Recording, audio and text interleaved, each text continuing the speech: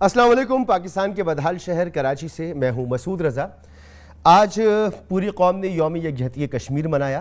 पाकिस्तान के पहाड़ों से लेकर समंदरों तक मुख्तलिफ प्रोग्राम मुनक़िद किए गए, रैलियाँ निकाली गईं और कौम ने इस बात का इयादा किया कि हम अपने कश्मीरी भाइयों के साथ शाना बशाना खड़े हैं और उनसे यकजहती का इजहार किया।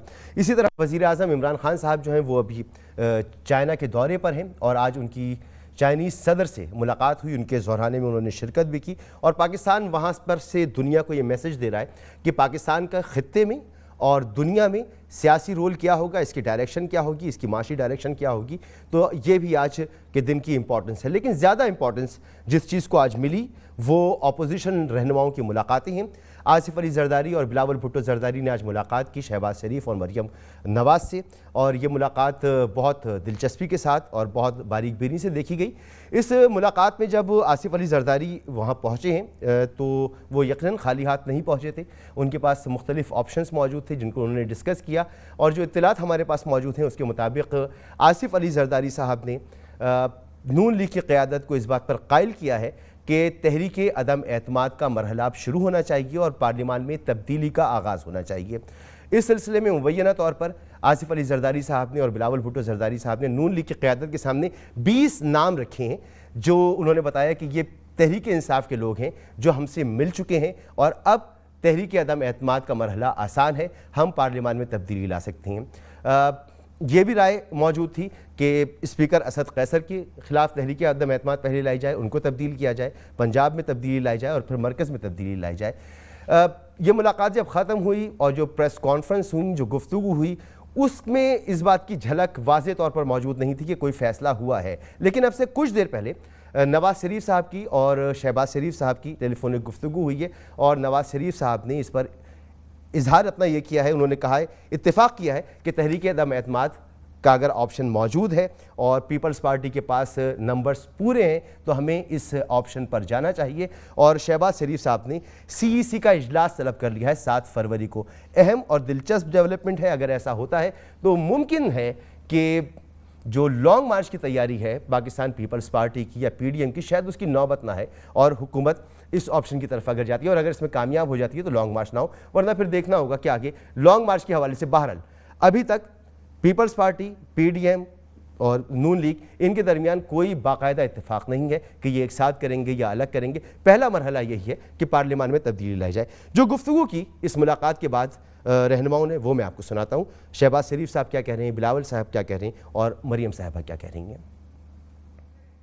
इनकी पार्टी की अपनी सोच है, हमारी पार्टी की अपनी सोच है। इस शदीद क्राइसिस के ज़माने में अगर आज हम इकट्ठे ना हुए कि फिर कौम हमें माफ़ नहीं करेगी और इसमें कोई दो राय नहीं कि हमें तमाम आइनी, कानूनी और सियासी ऑप्शंस को हमें बिला ताख़ीर इस्तेमाल करना होगा। यकीनन पीपल्स पार्टी इस बारे में क्लियर है। हमारी पार्टी में दो राय थी मगर मियां नवाज शरीफ की लीडरशिप में इसमें अब बहुत हद तक यकसुई है। जब अच्छे वक्त आएंगे सब अपना पॉलिटिक्स करेंगे। आज हमें सिर्फ एक नुक्ते ऊपर इकट्ठे होना चाहिए कि पाकिस्तान को अगर हमने तबाही से बचाना है तो इस हुकूमत से छुटकारा हासिल कराना है। हुकूमत का किरदार ना लहकी ना अहली अब सबके सामने है। जितना हमारा कोऑर्डिनेशन में इजाफा होगा उतना ही ज़्यादा बोझ, उतना ही ज़्यादा ख़तरा हुकूमत को होगा। हमारा ये ख्याल है कि अवाम का एतमाद उठ चुका है और अब पार्लियामान का एतमाद भी उठना चाहिए। जो पार्लियामानी जमहूरी और आइनी तरीका है इस हुकूमत को हटाने के लिए एहतजाज के साथ साथ वो अदम एतमाद का अमल है और उम्मीद है कि आगे जाके हम मज़ीद कंसेंसस पैदा कर सकेंगे। बाकी पॉइंट्स पे, बाकी इश्यूज़ पे हमारा अपना अपना मंशूर बेशक रहे। जहाँ तक नेशनल इंटरेस्ट की बात है, जहाँ तक अवाम का मुतालबा की बात है, वहाँ तक तो मुस्लिम लीग नून हो, पाकिस्तान पीपल्स पार्टी हो, हम सब पेज पे हैं और पाकिस्तान के अवाम इसी एक पेज पे हैं कि इमरान साहब को जाना पड़े। पॉलिटिकल पार्टीज़ के अंदर डिफरेंस ऑफ ओपिनियन भी आता है, क्लैशेस भी आते हैं, लेकिन जो चीज़ बिलावल को, हमको, हम सबको, सारी पॉलिटिकल पार्टीज़ को जोड़ती है वो है आवाम की मुश्किलात और आवाम की एक्सपेक्टेशंस। और जब वो बात आएगी हम आपस के इख्तलाफात बुलाकर हम जो आवाम की बेहतरी के लिए होगा हम उसमें हम इकट्ठे आगे बढ़ेंगे। अब PMLN की CEC का जो इजलास है 7 फरवरी को, इसमें क्या पूरी PMLN इस बात पर मुत्तफिक हो जाएगी जो फार्मूला इस वक्त पीपल्स पार्टी पेश कर रही है तब्दीली का? वाज़ेह है कि इससे पहले नून लीग इस पर मुत्तफिक नहीं थी। नून लीग ये चाहती थी कि असम्बलियाँ तहलील हो जाएं और नए इलेक्शन कॉल हों और नए इलेक्शन के बाद नई हुकूमत का क़याम वजूद में आए। पीपल्स पार्टी ये चाहती है कि -1 हो, यानी इमरान खान साहब घर जाएं, असम्बलियाँ अपनी मुद्दत पूरी करें और इंतखाबात अपने वक्त पर हों। क्या इस पर तैयार हो जाएगी नून लीग की क़यादत? बहुत सारे लोग हैं जिन्होंने जेलें काटी हैं, मुश्किल वक्त गुजारा है और बहुत मजबूत आवाज़ बन के उभरे हैं नून लीग में। क्या वो सब इस पर तैयार होंगे या नहीं, ये देखना होगा। लेकिन सिर्फ इतना ही नहीं है, इन दोनों जमातों की जो तारीख रही है वो भी एक दूसरे पर अदम एतमाद और एक दूसरे के ख़िलाफ़ ऐसी रही है कि एतबार इनमें पैदा हो जाए और इतने अहम मामले पर कि हुकूमत दे दी जाए पीपल्स पार्टी को या नून लीग जो है वो अपने मौक़िफ़ से पीछे हट जाए, ये कोई आसान मरहला नहीं होगा। एक झलक देखें कि इन दोनों जमातों की तारीख रही क्या है, ये दोनों एक दूसरे के बारे में ख्याल रखते क्या हैं एक दूसरे के बारे में। ये एक दूसरे के लिए ख्यालात रहे और ये तो माजी की बातें थीं। मुस्तक़बिल करीब में भी, अगर माजी करीब में भी अगर आप देखें तो मुताद्दिद मौक़ों पर PDM की क़यादत ने, नून लीग ने और ख़ुद पीपल्स पार्टी ने एक दूसरे पर इल्ज़ामात लगाए कि ये एक दूसरे को कहते हैं कि एक दूसरे की पीठ में इन्होंने खंजर घोंपा है, यहाँ तक की बात करती हैं। मुख्तलिफ ऐसे मामलात हैं जो मैं गिनवा सकता हूँ, लेकिन मैं मेहमानों की तरफ चलता हूँ और आपका तारुफ़ कराऊँ। जमशेद इकबाल चीमा साहब हैं, रहनुमाई तहरीक इंसाफ के। सर बहुत शुक्रिया आपका। अज़मा बुखारी साहिबा, रहनुमा मुस्लिम लीग नून, आपका भी बहुत बहुत शुक्रिया। और सहर कामरान साहिबा पाकिस्तान पीपल्स पार्टी से, आपका भी बहुत बहुत शुक्रिया। अज़मा बुखारी साहिबा, ये तमाम तो सूरत हाल है कि आप दोनों जमातों के दरमियान कोई अच्छे ताल्लुकात नहीं है। माजी करीब में आप देख लें, 2007 से लेकर आज तक आप देख लें, मिलते हैं, बैठते हैं, फिर एक दूसरे पर इल्ज़ाम लगाते हैं कि हमें धोखा दे दिया गया। ये बड़ा इंपॉर्टेंट होगा कि अगर तहरीक अदम एतमाद आती है तो फिर उसके बाद क्या होगा। क्या जैसा पीपल्स पार्टी चाहती है, उसका मौक़िफ़ रहा है कि असम्बलियाँ अपनी मुद्दत पूरी करें, सिर्फ माइनस इमरान खान हो, तो ये मुमकिन होगा नून लीग के अंदर, उसकी क़यादत के अंदर, आप लोगों के दरमियान, कि आप लोग इसे तस्लीम कर लें कि बस शहबाज, अगर नवाज शरीफ साहब ने मान लिया तो सब मान लें, कि आप समझती हैं कि इस पर बहस होगी और ये एक मुश्किल फ़ैसला होगा? बहुत शुक्रिया मसूद। यकीनन ये एक अहम फ़ैसला है और इसीलिए जो मुस्लिम लीग नून ने अपनी सेंट्रल एग्जीक्यूटिव कमेटी की मीटिंग जो है वो मंडे को कॉल कर ली है और उसके ऊपर तमाम सीनियर्स ऑफ द पार्टी वो बैठेंगे और तमाम तर ऑप्शंस जो हैं उसके ऊपर डिस्कशन होगा। लेकिन ये जो आपने अभी मुख्तलिफ क्लिप्स चलाए जिसके अंदर आप हमारी और पीपल्स पार्टी के बारे में जो एक तारीख रही है उससे किसको इनकार है। हमारा हमेशा से पीपल्स पार्टी के साथ कभी खुशी कभी गम वाला ताल्लुक़ रहा है और हमने मिसाके जमहूरियत है उसमें कोशिश की कि जो इससे पहले की तारीख़ इससे भी ज़्यादा तल्ख़ है, जिसके अंदर तो शायद सियासी रवाबत के साथ साथ शायद जो माशरती रवाबत हैं वो भी शायद उस वक़्त नहीं हुआ करते थे। लेकिन हमने उस टाइम से कुछ सीखा, हम थोड़ा आगे बढ़े। मैं ये ज़रूर कह सकती हूँ कि इस दौरे हुकूमत की जो अभी 3-3.5 साल हैं, इसकी अगर आप पूरी जो है वो निकाल के देखिए, हमारी इलेक्शन कैंपेन निकाल के देखिए, तो ये जो आपने सब क्लिप्स लाए हैं ये उससे बहुत पहले के हैं। हमारी लीडरशिप की तरफ से ऐसी कोई गुफ्तगू कतई तौर पर पीपल्स पार्टी के बारे में नहीं हुई। लेकिन मैं ये ज़रूर कहना चाहती हूँ कि दो अपोजिशन की जमातें जिनका मकसद सिर्फ इस हुकूमत की जो नाकाम और गलत पॉलिसियां हैं जिसका खमियाजा अवाम भुगत रही है और अवाम समझती है कि तमाम ये दो ही बड़ी पार्टियां हैं मुल्क की, अगर ये साथ हों तो अपोजिशन मुस्तहकम होगी और हुकूमत के ऊपर वार करना आसान होगा। और ऑलरेडी हम PDM में अगर पीपल्स पार्टी नहीं भी थी तो पार्लियामेंट के अंदर मिलकर जो है वो पहले भी काम कर रही थी और आज भी इसको ज़्यादा बेहतर करने पे इत्तफाक हुआ है।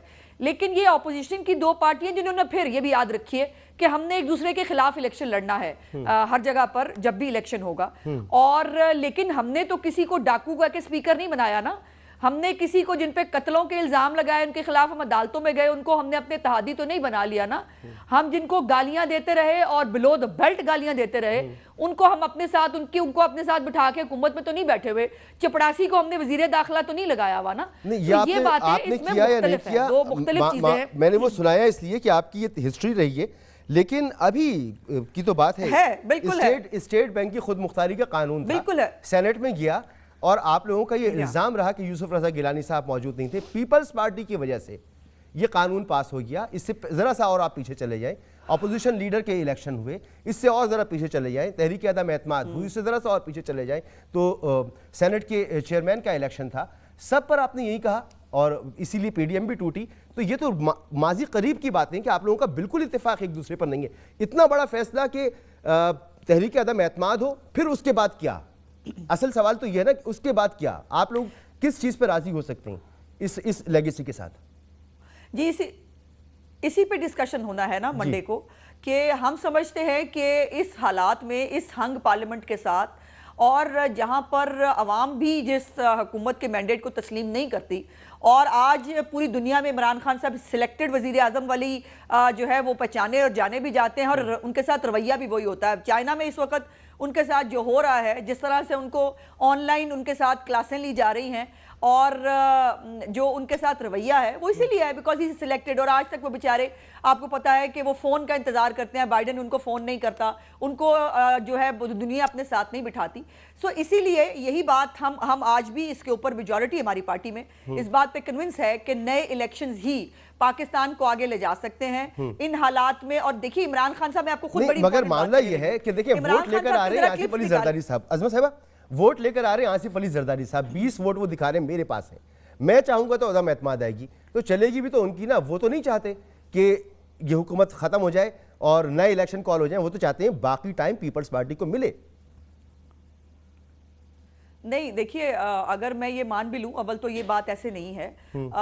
जो हमारे साथ जिन लोगों का राब्ते हैं या जो लोग हमारे से टिकट के ख्वाहिशमंद हैं, उसकी तादाद बहुत ज़्यादा है। और लेकिन ये है कि फिर भी इस वक्त जो PMLN है वो पार्लियामेंट में सबसे बड़ी ऑपोजिशन पार्टी है, पीपल्स पार्टी दूसरे नंबर पर है।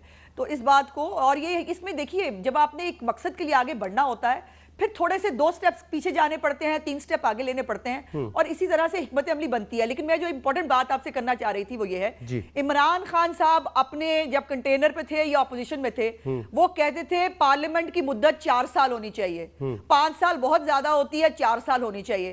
अपनी दफा वो ये फरमाया करते थे। और आज जब पाकिस्तान के हालात ये हैं कि तजारती खसारा आप कहां ले गए हैं, आप इस वक्त 18% के करीब आप महंगाई ले गए हैं, आम आदमी को जो है आपने टैक्सों की मार ये बातें तो आप प्रोपेगेट कर ही रहे हैं, बिजली के बिल मगर इस वक्त तो अमली काम की बात है। 4 साल क्यों नहीं हो सकती? मैं पीपल्स पार्टी को भी इसमें ऐड करूं, सहर कामरान साहिबा, ये तासुर दुरुस्त है ना कि पीपल्स पार्टी जो है ना तो वो अगर लॉन्ग मार्च करती है तो धरने के मूड में है, और अगर इमरान खान साहब को घर भेजते हैं और तहरीक अदम एतमाद होती है बफर्ज महाल, तो फिर असेंबलियां ख़त्म नहीं होंगी और आप अपना वक्त पूरा करेंगे, ये असेंबली अपना वक्त पूरा करेंगी। आपका शुरू से मौक़िफ़ रहा है कि असेंबलियों को अपना वक्त पूरा करना चाहिए।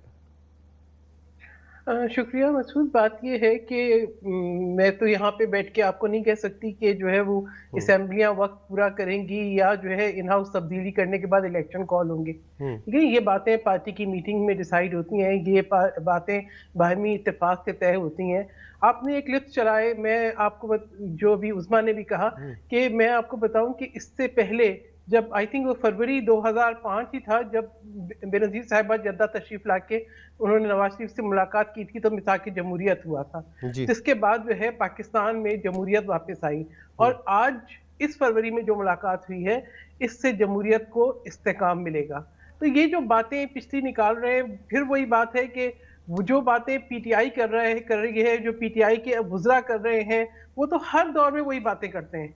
और इमरान खान साहब ने इनको बिल्कुल साथ नहीं मिलाना था जिनको साथ लेके बैठे हैं। हम तो शुरू से चले, हमारे सियासी इख्तलाफ है, हम सियासी मुखालिफ हैं, हम एक दूसरे के खिलाफ बात करते हैं, लेकिन जहां मुल्क की बात आई, मैं आपको यही बताती हूँ कि बार बार ये बात बताती हूँ कि जहां मुल्क की बात आई, जरा सलाला चेक पोस्ट पे हमला हुआ, जब नेशनल एक्शन प्लान पास होना था, तो ये पार्टीज जो है वो नहीं करती जो PTI कर रही है। हम मुल्क के मफाद के लिए चाहे वो अपोजिशन में हो या हुकूमत में हो, हमेशा इकट्ठे होते हैं। ये आप बता रहे हैं कि यौम यकजहती कश्मीर है, हम सब ने ऑब्जर्व किया, पूरी कौम इस पर एक आवाज है, लेकिन आज तक इमरान खान साहब ने पार्लियामेंट को ये नहीं बताया कि ट्रंप के साथ उनकी क्या मीडिएशन हुई थी, जिसके बाद जो है भारत ने कश्मीर, नरेंद्र मोदी ने कश्मीर की खसूसी हैसियत तब्दील की।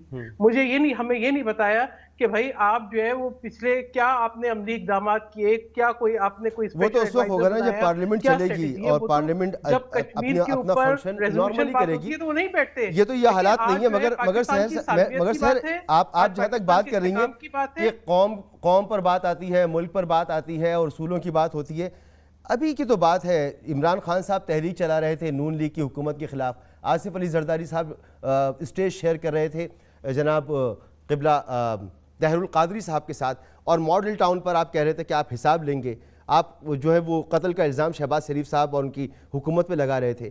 तो ये तमाम बातें ऐसे इग्नोर करने के बाद ये सब कुछ ये इतना आसान भी तो नहीं होता ना। आप देखिए पॉलिटिकल स्टेटमेंट्स कौन सी किस तनाजुर में दी गई है उसको जोड़कर कहानी नहीं बन सकती, ठीक है।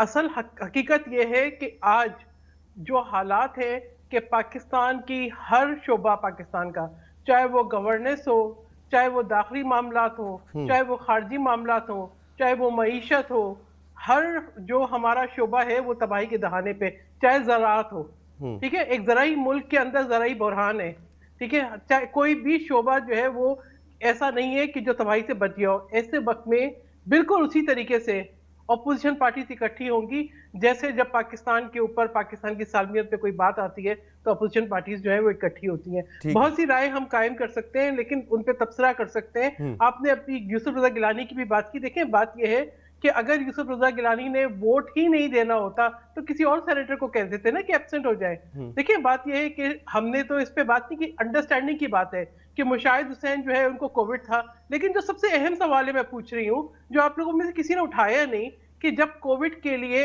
SOPs हैं तो डॉक्टर जरका कोविड के बावजूद, जो मैंने सुना है टेलीविजन, कोविड के बावजूद वो कैसे आ गई सेनेट के अंदर एक बिल को बुलडोज करने के लिए। देखिए उसके ऊपर क्या एक्शन लिया गया। अगर कोविड वो तो आप एक्शन ले लें, लेकिन हुकूमत के लिए इतना संजीदगी की बात थी कि उन्होंने अपने ऐसे पार्लियामेंटेरियन को, ऐसे सेनेटर को भी वो लेकर आए जिनके ऑक्सीजन लगी हुई थी, और ऑपोजिशन जो इसको जिंदगी मौत का मसला बता रही थी, पाकिस्तान की बका का मसला बना रही थी, पाकिस्तान को गिरवी रख देने की बात कर रही थी, उसके ऑपोजिशन लीडर भी गायब थे। अहम नुक्ता है, आपने एक बिल को आप जश्न मनाए कि आपने जो है वो पाकिस्तान का स्टेट बैंक जो है गिरवी रख दिया, आप जश्न मनाए। आपको 1 बिलियन और कर्जा मिल गया, आप जश्न मनाए कि पाकिस्तान के अंदर इन्फ्लेशन बढ़ गई, आप जश्न मनाए कि हर पाकिस्तानी पे कर्जा बढ़ गया। अब ये तो इमरान खान साहब कहते थे ना कि कर्जा क्यों लेते और पाकिस्तानियों पे बोझ पड़ता है तो क्यों पड़ता है। मुझे इसकी तशरीह करने की जरूरत नहीं, मैं उनकी वाली गुफ्तगू नहीं कर सकती। हाँ, मगर मेरा ये नुक्ता बहुत अहम है जो किसी ने नहीं उठाया। ये नुक्ता बहुत अहम है कि क्या कोविड के किसी मरीज को पार्लियामेंट में लाना, चलें आप इस पर चेयरमैन सेनेट से जवाब तलबी करें, क्या उस पर कोई एक्शन होना चाहिए? बिल्कुल, आप इस पर चेयरमैन सेनेट से जवाब तलबी करें, ये अच्छी बात है, आपको वहां पर इस पर बात करनी चाहिए। हम गालिबन वक्त है हमारे पास, ठीक है। जमशेद इकबाल चीमा साहब, आपकी तरफ में आता हूँ, लेकिन उससे पहले आपको शेख रशीद साहब की गुफ्तगू सुनाता हूँ। और शेख रशीद साहब तो ये कह रहे हैं कि अगर ये लोग आए तो फिर इनके साथ हम कैसे निपटेंगे, एक ही ठोकर में इनको ख़त्म कर देंगे। क्या क्या इरादे क्या हैं आप लोगों के ऑपोजिशन को लेकर, ज़रा सुने वो क्या रही हैं। नवाज शरीफ की सियासत का मुस्तकबिल बताएगा कि उनकी सियासत नस्ला टावर की तरह गिरेगी और पीपल्स पार्टी की सियासत जो है तो जोरी हाइट्स की तरह गिरेगी।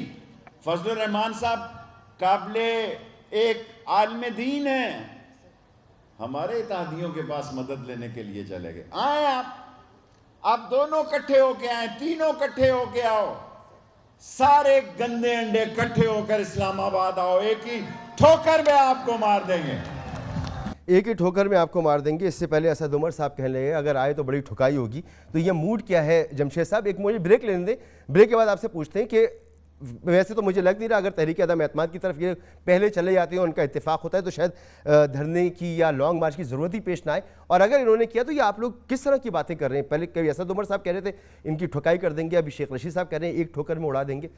क्या मूड क्या है आपका? एक ब्रेक के बाद। प्रोग्राम में आपको एक बार फिर खुशामदीद। जमशेद इकबाल चीमा साहब, मैंने ब्रेक से पहले शेख रशीद साहब की गुफ्तगू सुनाई, कह रहे थे कि अगर आए तो एक ही ठोकर में इनको उड़ा के रख देंगे। इससे पहले मैंने बताया था कि असद उमर साहब कह चुके हैं आए तो इनकी ठुकाई होगी।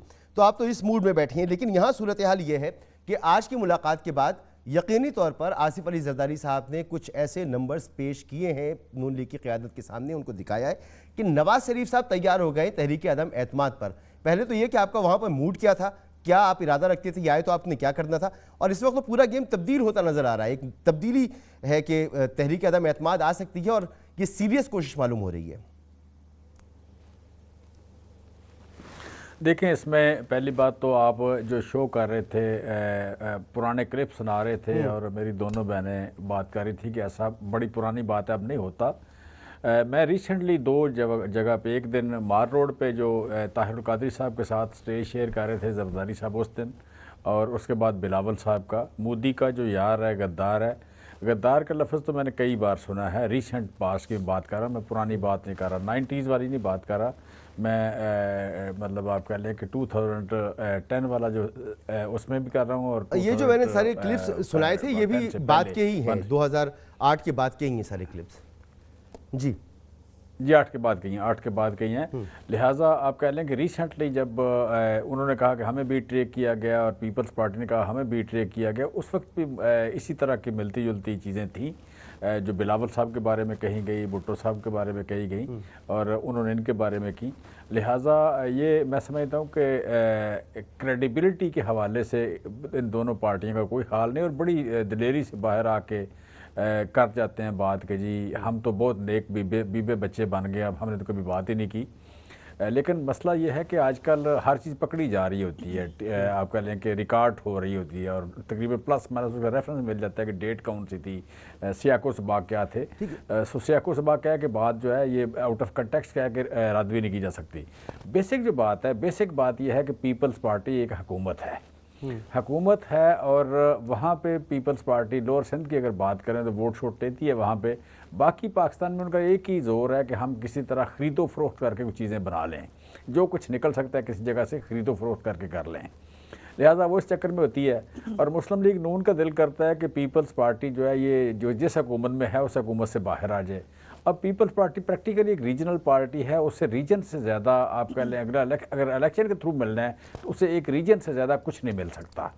लिहाजा जो उनके पास ऑलरेडी चीज़ मौजूद है उसका उस फर्दर उनका ऑफ़र क्या करना है। बाकी जरदारी साहब के पास पैसे भी काफ़ी हैं कि उन्हें पैसे भी ऑफ़र नहीं किए जा सकते कि नवाज मियाँ साहब उनको कोई ऐसी चमक दिखा लें जो आप कह लें कि बाज़ तबकात को दिखा के वो आराम कर लेते हैं, वो जरदारी साहब के लिए वो भी काम नहीं करती। फिर लिहाजा आप कह लें कि खलूस का रिश्ता या कोई इशू या ये बड़े मकसद की बात कर, बड़ा मकसद जो है वो अगर आप कह लें कि जरदारी साहब और नवाज शरीफ साहब दोनों को एक दूसरे के बारे में कोई डाउट नहीं है कि आज जो कोई 11 साल अंदर रहा, कोई 6 साल अंदर रहा, कोई 4 साल अंदर रहा, डॉक्टर आसम से लेके शर्जील अना मेमन से लेके आप कह लें कि राना मकबूल और मियाँ शहबाज, पॉइंट क्या है सर आपका? मियाँ शरीफ। अच्छा, मेरा पॉइंट ये है कि ये बिल्कुल पूरी तरह जानते हैं एक दूसरे को कि कितने करप्ट हैं। ये सारे रेफरेंस इनके अपने हाथ से सर, ये बातें तो अपनी जगह, मगर आप जरा रेफरेंस इस पे जरा गौर करें। अच्छा, कि नवाज शरीफ साहब वापस नहीं आ सकते। मैं कह रहा हूं इमरान खान साहब जब तक वजीर आजम है वो कहते हैं बिल्कुल कोई टॉलरेंस नहीं है उनकी, और नवाज शरीफ साहब की वापसी वक्त गुजरता है, 2023 के इलेक्शन तक जाते हैं, बहुत सारी तब्दीलियां आनी हैं जो अगर आती हैं तो इमरान खान साहब की फेवर में जाती हैं। बेहतर यह है कि इमरान खान साहब अगर फौरन चले जाते हैं तो नवाज शरीफ साहब के लिए भी बेहतर है और आसिफ अली जरदारी साहब के लिए भी बेहतर है। छोड़ दें कि उनका सियासत क्या है, उनका कैरेक्टर क्या है, वो उनके लोग जाने, आवाम जाने, जो उन्हें वोट देते हैं वो जाने। पॉलिटिकली अगर आप देखें तो इस वक्त प्लान बड़ा अच्छा है, फार्मूला बड़ा अच्छा है, सूट करता है नवाज शरीफ साहब को भी और आसिफ अली जरदारी साहब को भी ये काम हो जाए। और नंबर्स वाज़ेह पता चल रहा है कि शो किए गए हैं आज, और नवाज शरीफ साहब अब इस पर तैयारी भी हैं, तो ये सीरियस थ्रेट है आपके लिए। देखें, मेरे पास 2 चीज़ें हैं, एक आज की मीटिंग है और आज से कुछ 3 या 4 दिन पहले यूसुफ रज़ा गिलानी का वोट है। यूसुफ रज़ा गिलानी अगर चले जाते हैं कोट अद्दू और इस्लामाबाद नहीं आते, तो मैं उस बात को देखूं या मैं ये देखूं कि इन्होंने आप कह लें कि आज जरदारी साहब ने और इन्होंने दोपहर का नाश्ता, दोपहर का खाना इकट्ठे खाया है। बेसिकली मेरे नज़दीक इनकी किसी बात का कोई मतलब नहीं। आगे भी देख लें, वो दोपहर खाने के बाद रात की शाम की चाय से पहले नवाज शरीफ साहब का बयान भी आ गया है। वो कह रहे हैं कि हम इस पर तैयार हैं, और शहबाज शरीफ साहब ने CEC की मीटिंग भी कॉल कर ली है। नहीं, ये तो बयान से तो ऐसे लगता है कि जैसे ये बच्चे जो हैं ये बोलेंगे हुकूमत इनकी मुलाजम है, ये बोलेंगे हुक्म देंगे हुकूमत घर चली जाएगी, ये डेट देंगे घंटा देंगे, खड़े खड़े निकल जाएगी, या ये जरदारी साहब और नवाज शरीफ साहब ने खड़े होकर जो कह देना है वो हो जाना है कि मतलब हम इनकी नौकरी करते हैं। ये बयानों से तो ऐसे लगता है, बयानों से तो हमेशा ऐसा लगता है। मैं कहना ये चाह रहा हूँ कि अगर 2 दिन पहले यूसुफ रज़ा गिलानी एक बात करते, वोट हमें आके देते हैं, तो मैं उस बात को याद रखूँ या मैं आज की बात को देखूँ। और हमें तो दूसरी बात ये है कि जो जरदारी साहब हैं या अपना क्या नाम है नवाज शरीफ साहब हैं, नवाज शरीफ साहब का मुझे नहीं पता कि हमारे साथ तो चूँकि हमारी ना ये बी टीम है ना हमारे साथ हैं ये, लेकिन कहाँ से क्या लाइन लेते हैं, कब जाके किसको वोट देते हैं, सारा टब्बर जाके बिला चूं चरा वोट दे आते हैं। यही कह रहा हूँ सर, नहीं समझ में आएगा गुजरावाला में कुछ लोगों के नाम लेते हैं। साहब की गवर्नमेंट जिस तरह बनी थी, अच्छा जरदारी साहब ने जिस तरह से पंजाब में गवर्नमेंट बनाई थी, ये नंबर गेम्स में कुछ भी हो सकता है, और आप अगर इसको सीरियसली ले रहे तो आपको शायद लेना चाहिए, आपकी क़यादत को लेना चाहिए। बहरहाल अज़मा साहिबा, नेक्स्ट आपको क्या लग रहा है कि ये तमाम मामलात, क्या नौबत आएगी लॉन्ग मार्च की, या उससे पहले पहले ये मामलात निमट जाएंगे? नहीं, मैं तो शेख चिली हूँ नहीं कि मैं मतलब शेख चिलियों की तरह गुफ्तगू करूँ। हम पूरी कोशिश करेंगे कि जो भी जो है, ख़ास तौर पर जब मेरी पार्टी की अभी CEC हो रही है, मेरी पार्टी जो फैसला करेगी, देखिए ये जो घर बैठ के जैसे ही मकबूल रहनुमा है ना, वैसे ही जो है ये बाहर आके जो है इस तरह की गुफ्तगू करते हैं जैसे मतलब बड़े मकबूल हैं। इनके इत्तेहादियों को कौन लाता है, इनके मेंबर कैसे ला के इनके नंबर पूरे किए जाते हैं, ये हमें तो ना बताएं। ये भी वाकई रिकॉर्ड होता है और पूरे पाकिस्तान ने देखा है इनके अरकान की दुहाई कि हमें कौन लाता है, हमें कैसे लाया जाता है, और इत्तेहादी भी कहते हैं कि हमें कैसे बुलाया जाता है। और ये बेचारे जो है वो सेनेट जो यूसुफ रज़ा गिलानी की बार बार बात कर रहे हैं, यूसुफ रज़ा गिलानी इन्हीं के वोटों के ऊपर से गुजर के जो है ना वो सेनेटर बने थे, ये इनको भूलना नहीं चाहिए, पहली बात। दूसरी बात ये है कि वाकई मतलब जो ऑपोजिशन 84 हमारे और मेरे ख्याल 60 समथिंग शायद पीपल्स पार्टी के हैं, ये मिला के ये कोई ऑपोजिशन नहीं है। ये जो 34 बंदे थे ना ऑपोजिशन में, जब 2013 की हुकूमत में, जब कंटेनर पे चढ़ के सिविल नाफरमानी भी हो रही थी, बिल भी जल रहे थे, पार्लियामेंट पे हमला कर लिया था, PTV के अंदर चढ़ दौड़े थे, कफन पहन लिए थे, ये तब बहुत मजबूत थे ना। और इनके हुक्म जो है वो जिस तरह इनको लगता था, और ये अंपायर की उंगली ढूंढने निकले हुए थे, तो ये अपनी खातिर जमा रखें, ना हम अंपायर की उंगली के पीछे हैं और ना हमें किसी के टेलीफोनों की ज़रूरत है। जो हमसे आईनी और कानूनी तरीकाकार से जो हमसे हो सकेगा हम वो करने की कोशिश करेंगे, और इसके लिए यकीनन ऑपोजिशन का मुत्तहिद होना बहुत ज़रूरी है। और उसी की एक सिलसिले की एक कड़ी थी। पार्लियामेंट में हम पहले भी इकट्ठे काम कर चुके हैं। देखिए यूसुफ रज़ा गिलानी साहब के ऊपर एक वोट से चूंकि शिकस्त हुई, इसलिए गिलानी साहब चूंकि ऑपोजिशन लीडर थे, उनके ऊपर क्रिटिसिज्म ज़्यादा आया। लेकिन ये बात अपने तई दुरुस्त है कि अगर डॉक्टर जरका जो है वो कोविड की पेशेंट होते हुए हाउस में आ सकती थी, तो फिर हमें भी सारे SOPs को जो है वो रोंदते हुए हमें भी जो है वो अपने मेंबर्स को बुला लेना चाहिए था। और जो है वो जो लोग सिकंदर मेंद्रो साहब और बाकी 1-2 लोग जो नहीं आए और नहीं आ सके, तमाम लोगों को जो है वो पार्टी को बिल्कुल उनसे पूछताछ होनी चाहिए। ये कितने मजबूत है अंदाजा लगाइए। 1 वोट की स्टेट बैंक को आपने कहा 2 अरब जो है वो आपने उनके मुंह पे मारने थे, आज स्टेट बैंक आपने मुंह पे मार दिया, 1 वोट से जीते हैं। और इनकी खुशियों का आलम चेक करें, जैसे 2/3 लेके बैठे हुए मेरे भाई। मुझे तो ये हैरत होती है कि भाई क्या शेख चिली हो, मतलब को टार्जन हो, क्या हो, देखो तो सही ग्राउंड रियलिटीज क्या है। और आम आदमी के अंदर जो इनकी हालत है, रोज एक नया सर्वे आता है, रोज बाई इलेक्शन जितने हुए हैं, जितने कंटोनमेंट के इलेक्शन हुए हैं, इनको जो खाक चाटनी पड़ी है, उसके बाद भी इनकी बातें एक्चुअली बातें ही कर सकते हैं और बातें करना इन पे खत्म है। अभी आपने कहा था कि जब बड़ा मकसद होता है तो 2 कदम पीछे हटना पड़ता है, लेकिन अगर पीपल्स पार्टी के पास नंबर्स मौजूद हैं और आज उसने आपको कन्विंस किया है आपकी क़यादत को, तो चार्टर ऑफ डेमोक्रेसी में फिर आप लोगों ने जो तय किया था और उसके बाद कानून भी बनाया था फ्लोर क्रॉसिंग का, हॉर्स ट्रेडिंग नहीं होगी, तो इस चीज़ को आप क्या नाम देंगे कि नंबर्स लेकर आ रहे हैं, बता रहे हैं कि इतने बंदे हमसे मिल गए, डील हो गई है, तहरीक अदम एतमाद लाई जा सकती है, तो आप लोग तो इसके उसूली तौर पर खिलाफ थे कि हॉर्स ट्रेडिंग और इस तरह की चीज़ों से हुकूमत को घर भेजना ये अब नहीं होगा पाकिस्तान में। बिल्कुल नहीं होगा मसूद, मैं अब भी कह रही हूँ नहीं होगा। ये मैं सारे कार्ड्स आपको आज तो शो नहीं कर देंगे ना हम। इस अदम एतमाद के लिए बहुत सारे लीगल तरीकाकार भी होंगे और वो लीगल तरीकाकार मैं यहाँ बैठ के तो लीक करने से रही नहीं, वो लीगल तरीकाकार तो देखिए आईनी और कानूनी तरीके से करेंगे। मैं समझना चाह रहा हूँ आपसे, वो तो ये हो सकता है पता चल जाएगा एमकेएम या काफ लीग अलग हो जाए या फिर इनके बंदे एब्सेंट हो और पार्लियामेंट में आकर तो वो वोट दे नहीं सकते। एब्सेंट होते हैं तो इसका मतलब है उन्होंने डील की ऑपोजिशन के साथ।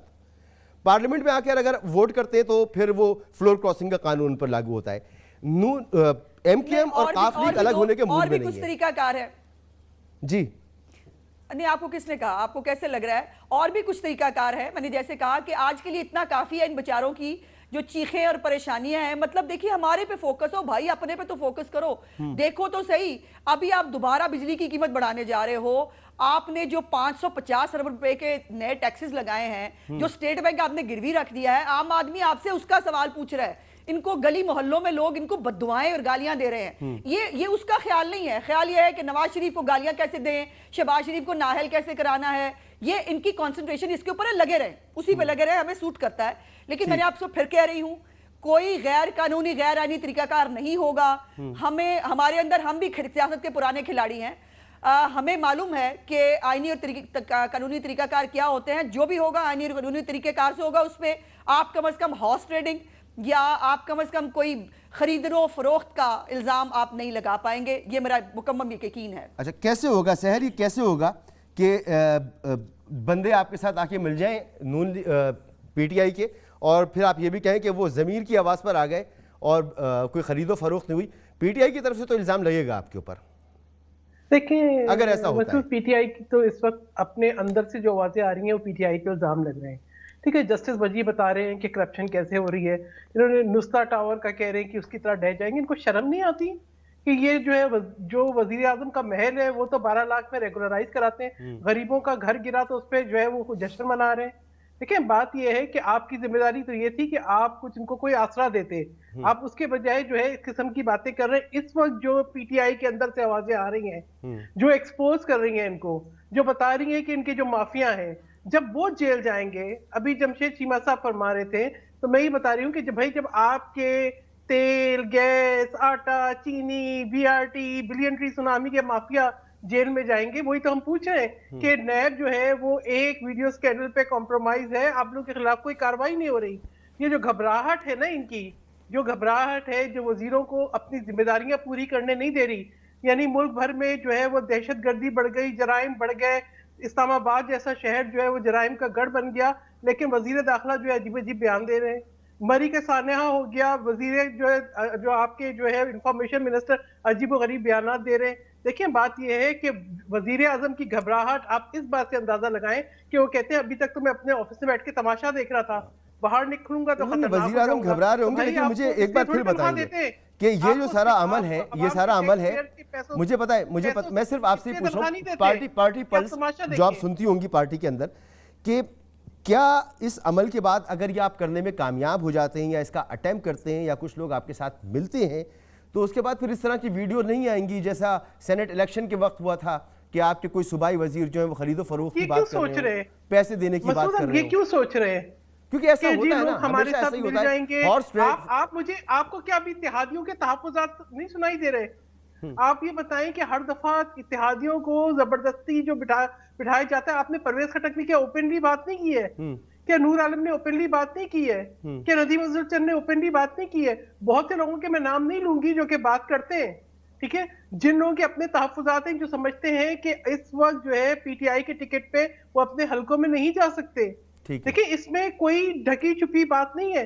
ये तो जब अगर हम नो कॉन्फिडेंस मूव करेंगे तो जरूरी थोड़ी कि हम किसी को बुलाएं। वो तो लोग तो अभी कह रहे हैं, किसी ने परवेज खटक को पैसे दिए हैं कि वो इमरान खान को बोले बुरहान के बारे में, किसी ने नूर आलम को पैसे दिए हैं, किसी ने जस्टिस वजी को पैसे दिए हैं, किसी ने अकबर एस बाबर को पैसे दिए हैं, किसी ने अहमद जवाद को पैसे दिए हैं। देखिए ये वो आवाजें हैं जो अंदर से आ रही हैं।